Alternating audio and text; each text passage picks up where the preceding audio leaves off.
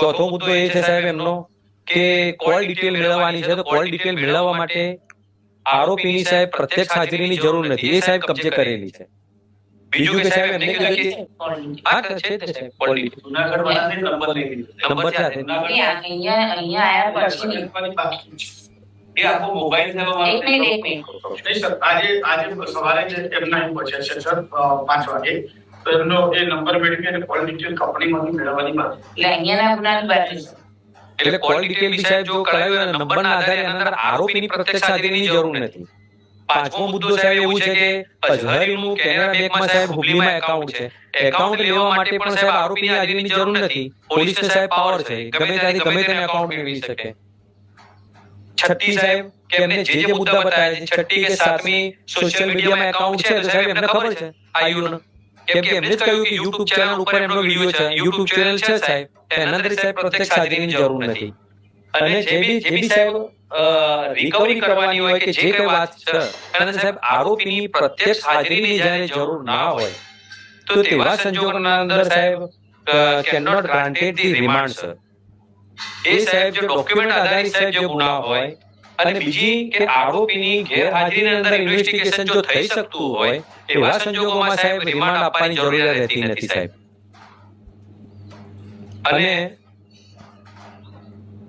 અને આરોપી સાહેબ એમના કબજામાં છે.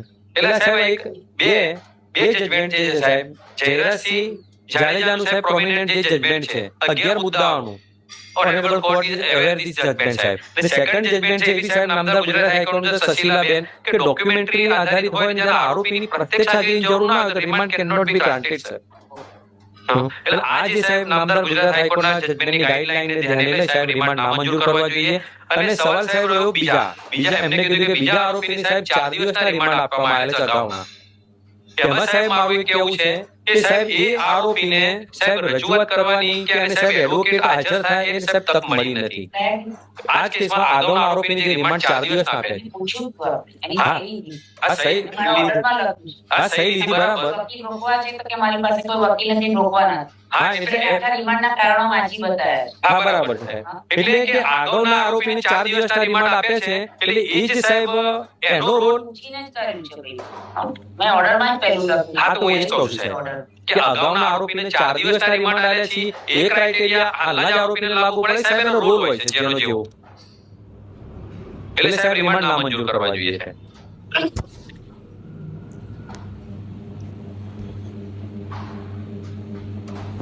ચાલો કંઈ કહેવાનું છે રિપ્લાયમાં? ઘણું બધું કહેવાય ગયું, પૂછાઈ ગયું, ઘણું બધું કહેવાય ગયું, પૂછાઈ ગયું નામદાર કોર્ટ તરફથી.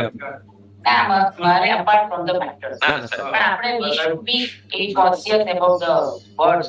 નવી પેઢી સાહેબ જઈ છે કરો જૂની પેઢીમાં ઠીક છે પણ આપણે એને આપણે કંઈ કરવા માંગીએ છીએ. આપણે અહીંયા આમાં હેરાન થઈએ, આમાં તકલીફ થઈ.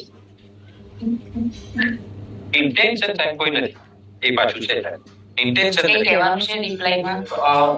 સંજોગોમાં સાહેબ રિમાન્ડ જરૂરી છે, પ્રત્યક્ષ એ તો તમે કહી દીધું, આપણે કઈ દલીલ કરી ના અનુસંધાન. ત્રીજા સાહેબ મૌલાના ઉત્તર પ્રદેશથી છે. એમ રિપોર્ટ સાહેબ વિશેષ માહિતી હાજર કરેલ આરોપી પાસેથી સાહેબ મેળવવા માટે પૂછપરછ ઉત્તર પ્રદેશના અને શું રેલેવન્સી છે એ સાહેબ જોડે હતા સાહેબ. ત્યાં અહીંયાના પ્રોગ્રામમાં હા જોડે હતા. તો તમે તો લખ્યું જ છે ને કે 4 મૌલવી આવ્યા, તેમાંથી 3 મૌલવી વિરુદ્ધ કઈ ઓનલાઈન દેખાતું નથી, તો ભાઈ હવે ઉત્તર પ્રદેશના જોડે શું તપાસ કરવાની છે તમારે? એટલે સાહેબ તમામ જે કારણો દર્શાવે કારણો તો બરાબર, તમે જે શબ્દ બોલો એ મને વિદ્યાર્થી ન એટલે સાહેબ કે ઉત્તર પ્રદેશ વાળા જે બોલ્યા છે તો પછી